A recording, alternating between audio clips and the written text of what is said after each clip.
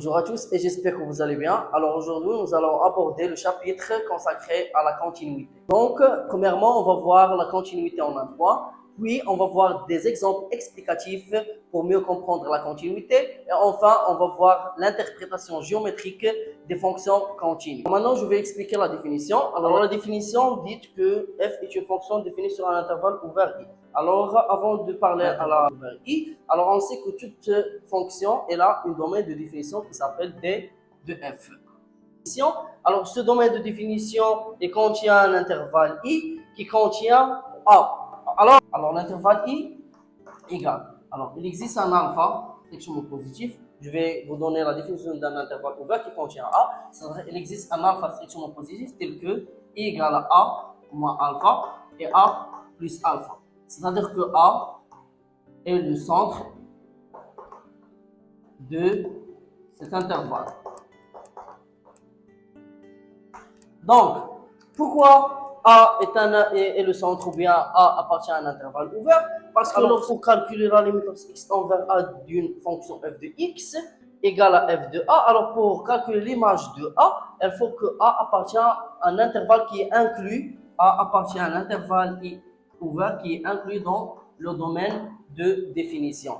Donc, pour calculer la limite lorsque x tend vers A de f de x égale à f de A. Donc, pour calculer l'image f de A, il faut que A appartienne au domaine de définition.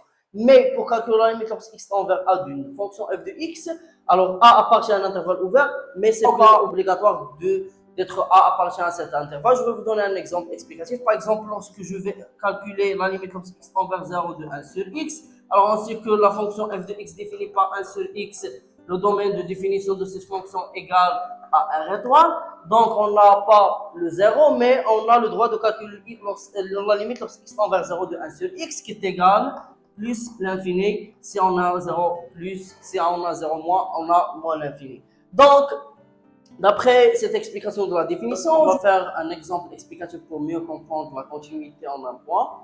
Alors, on a la fonction définie par f de x égale à x au carré moins 6x plus 5 divisé par x moins 1, 6x différent de 1, et f de 1 égale à moins 4. Donc, la question, c'est montrer que f est continu en a égale à 1. Donc, d'après la définition, on va calculer la limite lorsque x tend vers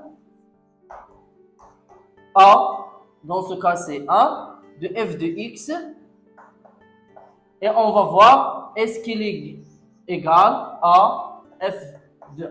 Donc, c'est ça notre question. Donc, je vais calculer la limite lorsque x tend vers 1 de f de x égale à la limite lorsque x tend vers 1 de x au carré moins 6x plus 5 divisé par x moins 1.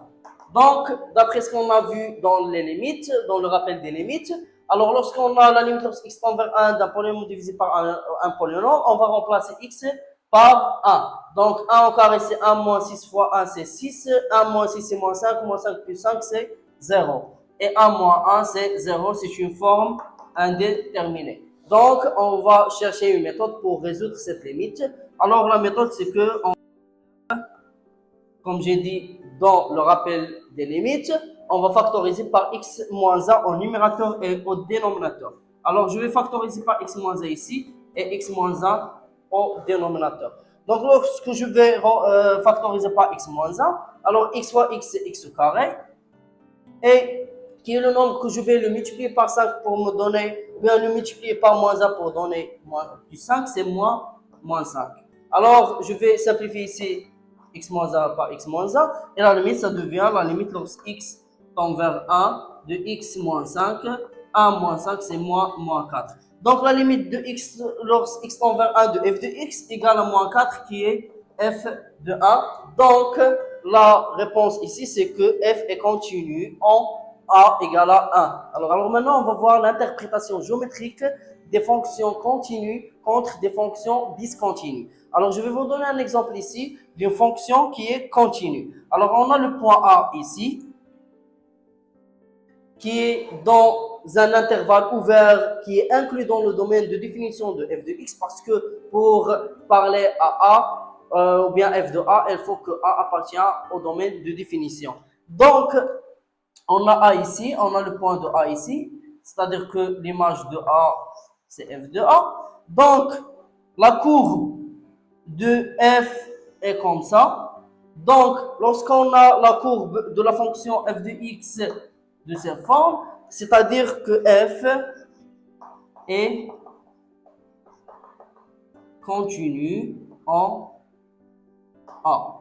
Qu'est-ce que ça veut dire ça? Je vais vous donner une explication très simple sur la fonction continue. Alors, la fonction continue dans la géométrie, c'est que je peux tracer la courbe de cette fonction sans lever la main. Alors, maintenant, je vais vous donner un exemple de fonction discontinue. Alors, on a A ici et on a la courbe de f fait comme ça.